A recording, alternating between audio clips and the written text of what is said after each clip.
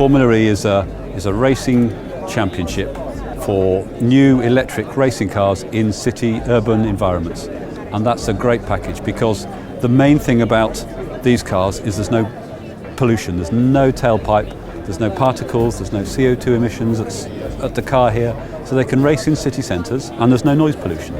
So it's pushing electric vehicle technology, it's showcasing it, it's demonstrating it, and it will be developing it and pushing that technology forward. I was following the project in the last 4 or 5 years already. I did not think that they were in maturity, but then since last year when I saw the last project, especially the fact that you don't want to compare Formula E with another series. So you're alone, only one day, only in the center of the cities. You don't compare the lap time of being at Donington, for example, with the Formula One. You know, you want to separate the whole thing. So that's why I like the idea. If you imagine cars that look like Formula One cars, that go around tracks very fast, except they don't make a lot of noise and they're electrically powered, that's Formula E. The other big difference is that instead of it being on racing circuits in the middle of nowhere, all the races are taking place right in the middle of cities. So the first one is in Beijing, and that's taking place on the streets of Beijing, right in the middle of the city. It's in Los Angeles, Miami, Berlin, Monaco, and then finally in London next year. I've been in motor racing for a long time, for over 12 years. And I love motor racing, combustion motor racing. But when I heard about the International Federation thinking of a sustainable championship, of a championship that uses new types of powertrains which are clean, I thought it was a unique opportunity. Because I think racing needs to be relevant.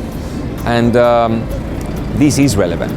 This is technology that then can go to the road cars and can improve things, can improve the city, the pollution in the cities. I think this goes where the world is going, or where the world should go, to cleaner transportation, to fight pollution. All the drivers that drove with this car said it's quite impressive.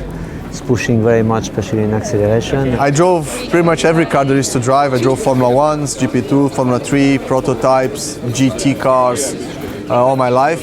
And now I'm driving also the Formula E car, which is the first full electric single-seater car, and it's amazing. The amount of torque the electric motor produces is huge.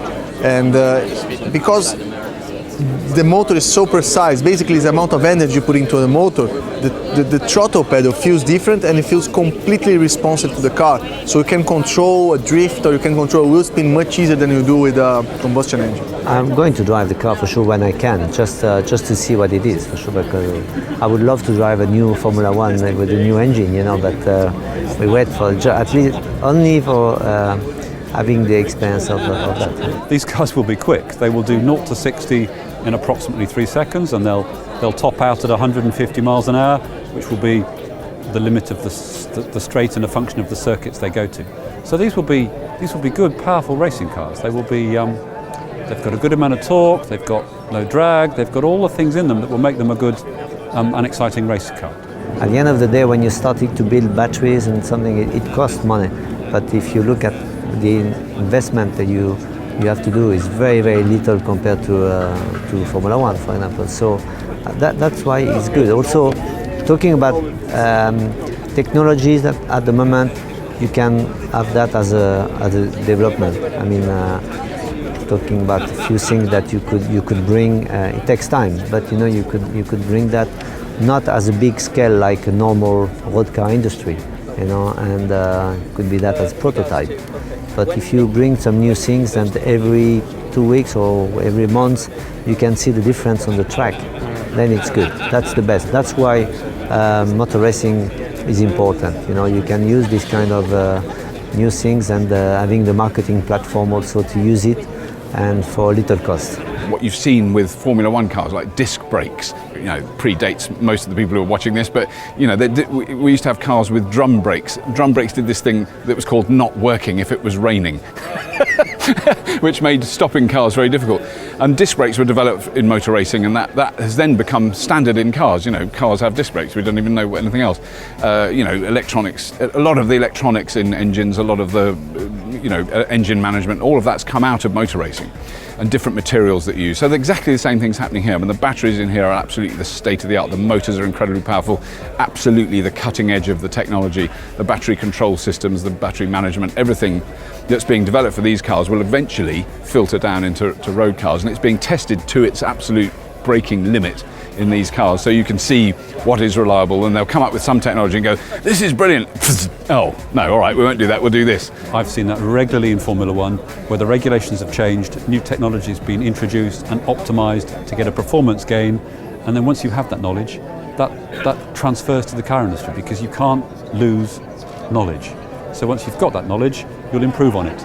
And so in a competitive environment, when we're all allowed to start improving the powertrains, that will improve the technology, that will improve the batteries, the controllers, the inverters.